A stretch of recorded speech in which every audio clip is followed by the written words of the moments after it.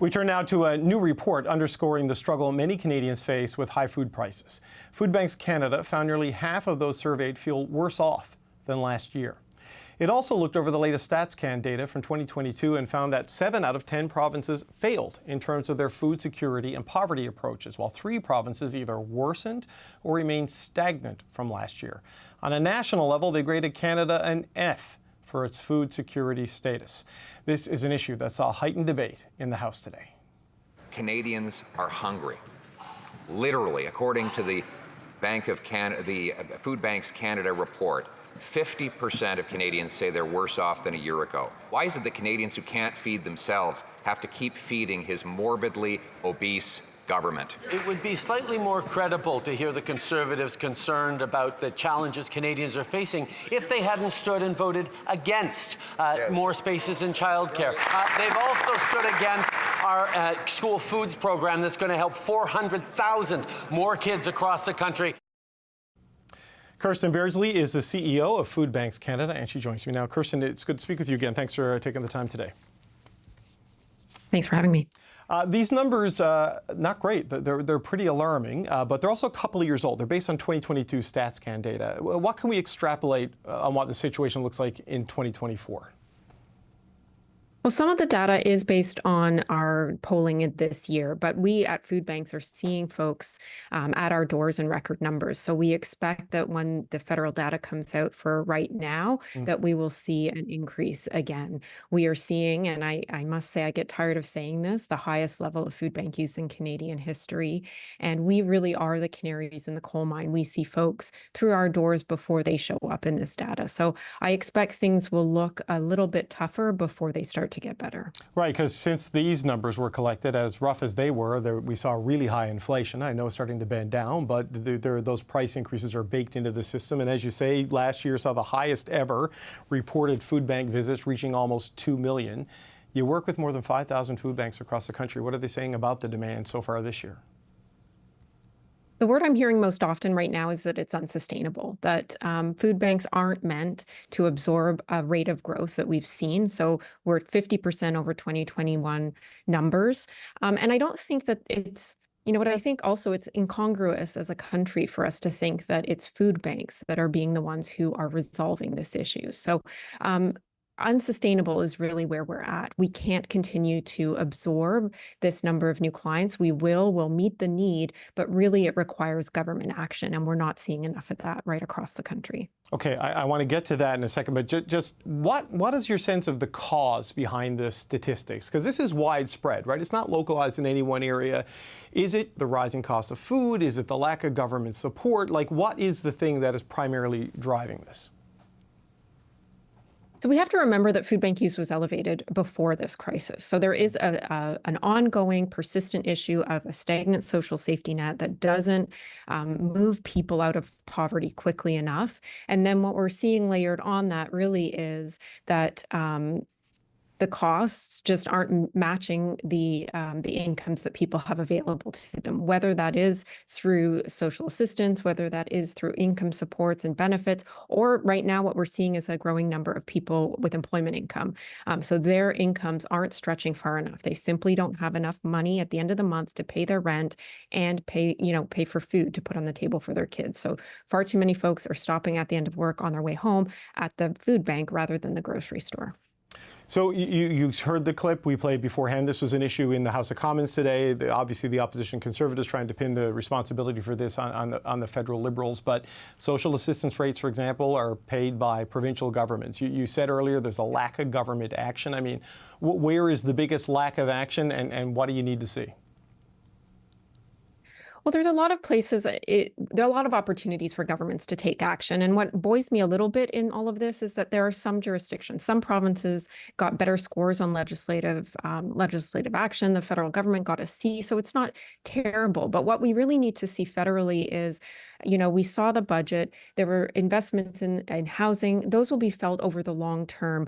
We need governments to understand the urgency of the need right now, that people need money in their pockets now so that we are not escalating this crisis over the next few years. So things like the groceries and essentials benefit, an adaptation of the GST credit that allows people to have access to funds, or a benefit, a rent assist benefit for low-income renters. We see an overwhelming number of folks who pay market rents at food banks.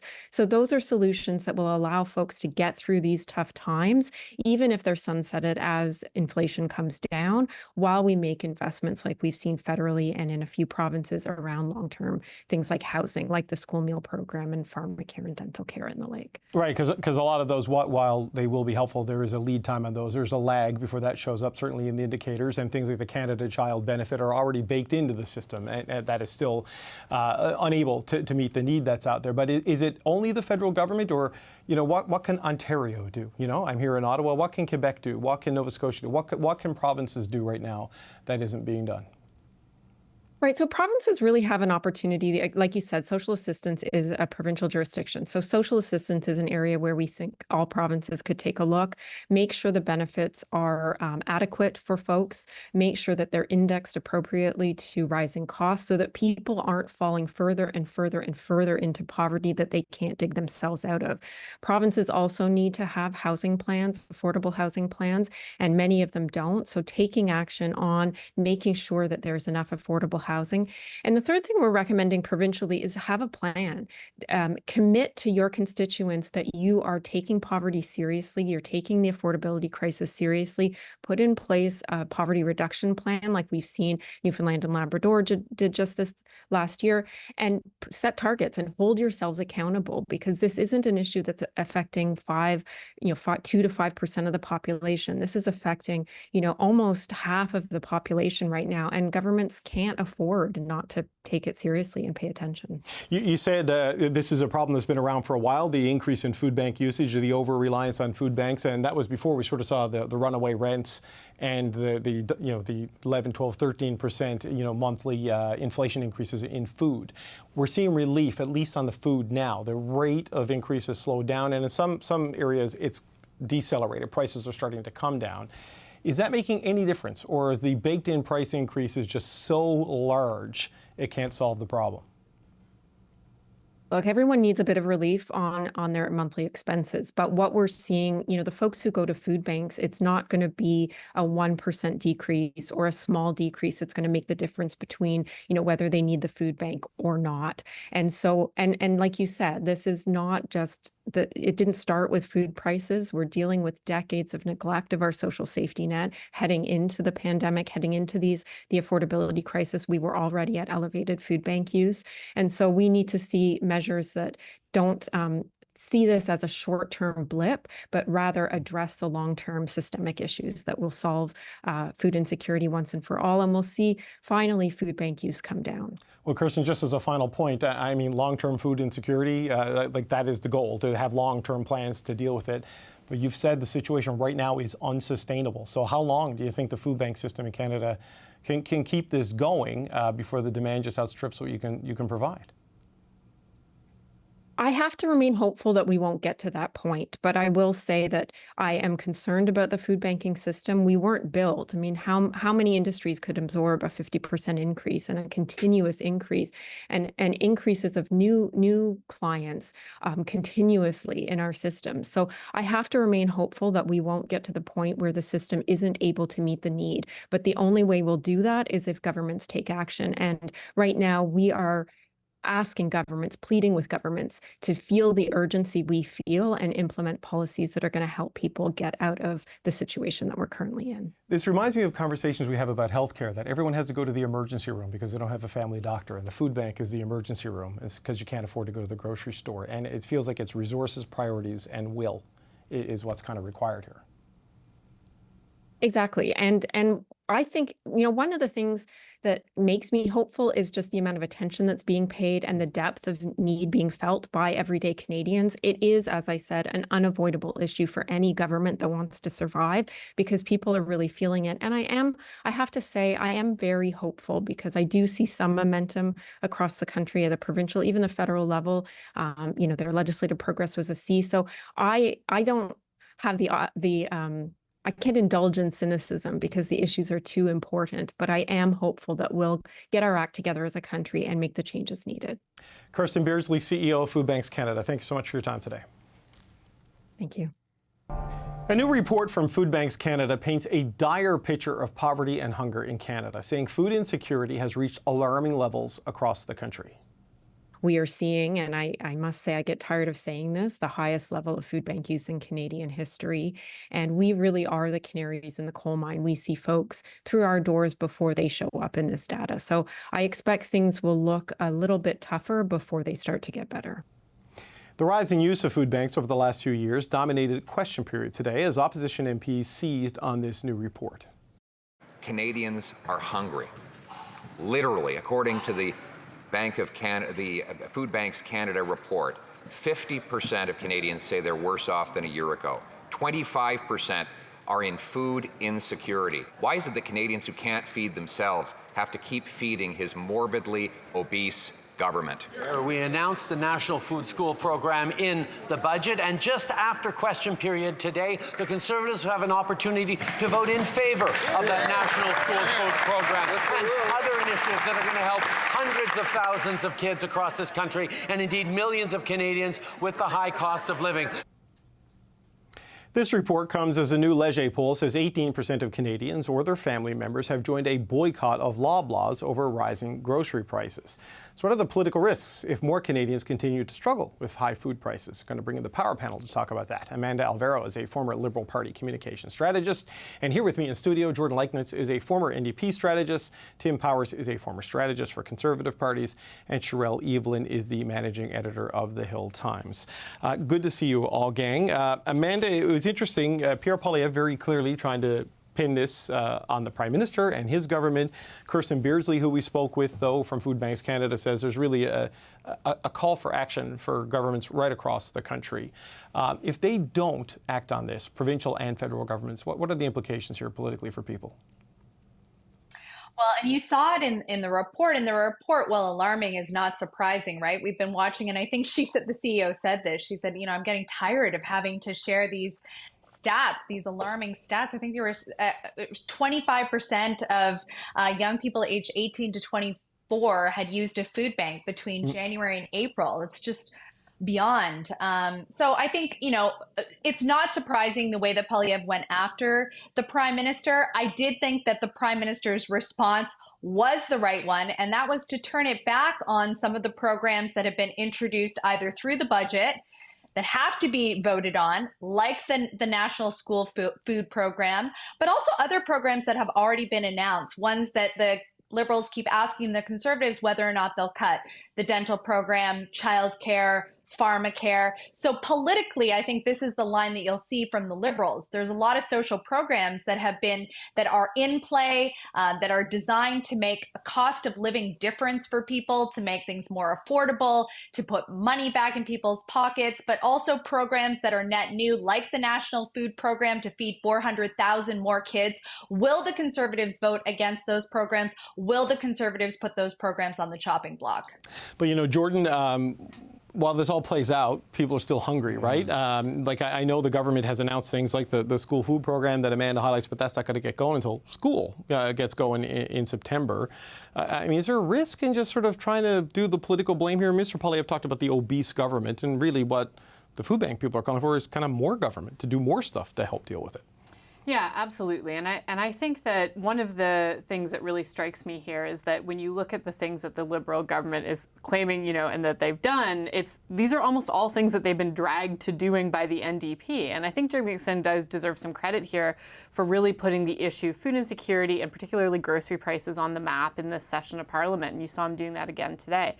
I do think there's a risk for the government in continuing to say, well, look at what we've done, what we've committed to in the past, because people are always like, what are you doing for me now? What have you done for me lately?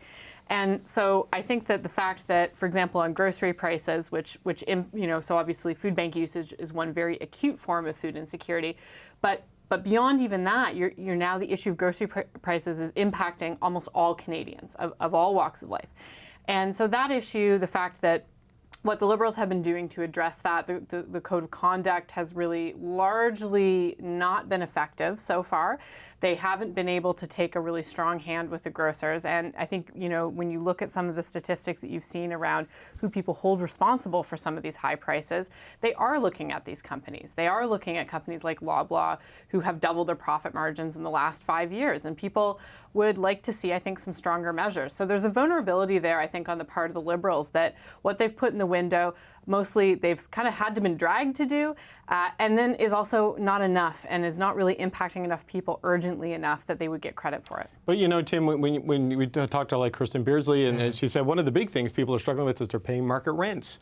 Right? It's a rent issue that is eating up so much of people's money, especially young people. They can't afford to buy food. So it's less, in a lot of cases, about what Galen Weston and people are taking in than too much of their shelter costs are a percentage of their income. Or as Polyev is trying to put up with a foil, or you're paying too much in your gas, so why don't you give us another massive gas holiday over the summer, which isn't a bad response to what the Prime Minister is saying in terms of vote for this program. But the real challenge for the government, and not to be glib, is that, you can't address this quickly. This is not going to... And it's not one thing. And it's not one thing. And right now, the messenger doesn't have the credibility that he once did on some of these issues. Look, I think the school food program could be a really good program, but as you pointed out, that's not going to feed children now from May until September, and then it's going to take a while for it to be fully implemented. So I think the Liberals have to think about, they're concerned about the politics of this, which was your question. How do we demonstrate other areas where we can provide some immediate relief? Do they do something with those rent subsidy payments they had put out there before? Do they do something with some other subsidy programs, which involves more spending, which leads them back into the Polyev trap? They also are probably hoping against hope as it relates to housing and the like, that the next rate cut follows what inflation just did, that it goes down. But again, that's not quick relief. The price increases are baked in, right? Like the inflation crisis is over, the affordability crisis continues. And it's going to for a while. I mean, it's fascinating when you juxtapose this, and I'll be quiet after this, with what Mr. Sunak just did in the UK. Mr. Sunak's going to the polls. He's struggling as an incumbent, much like the Prime Minister is, but he says he's seeing some economic relief in the UK. How are they getting it if that's actual and we're not? I don't know when Justin Trudeau's going to call an election, but I guarantee you'll have a better lunch than Rishi Sunak had today. Maybe an umbrella. He won't be standing in the rain with music drowning out everything he's trying to say. Rishi Sunak could have this hair. That would have made the But look, I want to show some. Tim mentioned the gas price relief that the Conservatives are promising. I just want to put this up, that they say this is what people would save. We have a graphic that they posted on their social media of what the summer gas tax, like right there, $955 by taking the carbon tax, the excise tax, and the GST for Alberta. Now, just to give a little bit of context, that's a family of four burning about 2,100 liters of gas is what it comes down to. That's like 21 to 25,000 kilometers of driving. So that's the relief that's been offered. There's been a lot of criticism of that particular math, whether you think that works or not. I just wanted to put that in there because that's a part of this conversation. But Sherelle, look, you got school lunch program on the table. You've got rent challenges on the table. These are provincial issues. And the fight right now and the blame right now is all at the federal level. I mean, if rent's too high in Ontario, doesn't Doug Ford need to step in? Tim Houston in Nova Scotia? Where are the premiers in this whole conversation on things? The premiers are sitting back and gleefully rubbing their hands while Justin Trudeau, as the Prime Minister, gets the blame for the things that they should be handling and aren't. And that is kind of the pattern that we have seen over and over again, where the federal government, has to carry the load and the blame for things that are in the province's hands. And you always come back to that kind of same talking point. It's like, well, people don't care who's responsible for it. They just want to see some relief. And everybody gets to kind of take advantage of that people don't care rhetoric, because they're like, well, if they don't care, then they should care, though. I mean, maybe I'm a Pollyanna, but they should care. They should care, but because we keep saying, or if they keep hearing, or we, that they don't care and they just want some relief, then that allows the actors to actually just kind of shove it off and say, well, it's up to the federal government to solve this problem, and we should all be up in arms about the federal government. So then when the federal government does step in and say, okay, let's try this, and then it doesn't really work, and it doesn't have the immediate short-term effects that people are looking for, then yeah, everybody is going to get up in arms and things aren't going to fly. One of the things that I found interesting in the report is, as you guys have mentioned already, is the fact that these aren't short-term things that are going to cause relief. Like the report said, there are several helpful policies that have been introduced, but they did say that these are all long-term and lack sufficient financial commitment to really make a difference. And if you're, for example, Pierre Poilievre in the Conservative government, how are you going to take this report and say we are going to do better? And I don't know if you can actually do that when your maxim is, well, we're going to cut government, we're going to fire the gatekeepers, and we're going to do all of these things. That this specific report that they are all too happy to claim in terms of the statistics and the results of the current situation are saying here are the things that are going to help. I don't know if that really aligns with their, political ideology when they say we're going to make things better. Yeah, I mean, Amanda, there will come a tipping point in the political cycle where slogans have to turn into solutions, right? I just don't know if the public is there yet because it's still in the anger phase of things. But a solution being proposed by the NDP, as Jordan says, they've had a lot of policy options on this on the table. This excise tax, not excise, excess tax, excess profit tax that Jagmeet Singh wants to put on the grocers. When you talk to food economists, so much of the inputs into high food prices have nothing to do with what the grocery stores actually do. It's just global factors, climate change, supply chain, the war in Ukraine. How does that help, and how do the Liberals say no if they're in this situation and the NDP are insisting on it? Someone mentioned a pattern earlier, and this is another pattern that we see, right? Which is opposition party leaders putting out either rhetoric or a quote unquote solution, which really isn't a solution, which is either not viable or they're not even presenting a solution at all in the case of Poilievre. And the fact of the matter is they don't have to, right? Like that's the great joy of being in opposition, is that you can hammer and attack the government all day long without having to actually put anything in the window for people to choose between until you're in election mode. And that's exactly what they're doing. So you can take a report, which frankly, the most obvious question to me is, listen, of all of the things within the report that the Liberals have either promised to do or are certainly within that Liberal realm, whether it's the dental care plan, the pharmacare plan, or child care, housing, or the national food plan, which we talked about for schools. What of those things would the Conservative Party cut? But you know what? The Conservative Party doesn't have to answer that. They just have to hammer the Liberals for the situation that we're in right now. And I would say that's true of the provinces as well. Of course, the premiers are going to sit back and, I think Cheryl said, gleefully rub their hands together because they don't have to answer for anything, because the voice that's being most amplified is Poilievre.